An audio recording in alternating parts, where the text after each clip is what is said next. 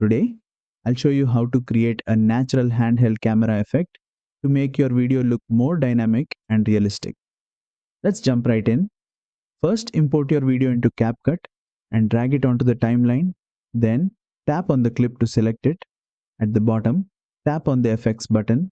Next, go to Video Effects and from the list of categories, open the Motion tab. Here, scroll through until you find an effect called Handheld Camera. Tap on it and you'll instantly notice your video getting a subtle camera shake, just like footage shot with a handheld camera.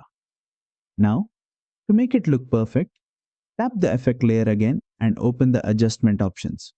You'll see a speed slider. This controls how much shake the video has. If you keep it low, the effect looks natural and cinematic. If you increase it, it gives a more energetic, action-packed feel.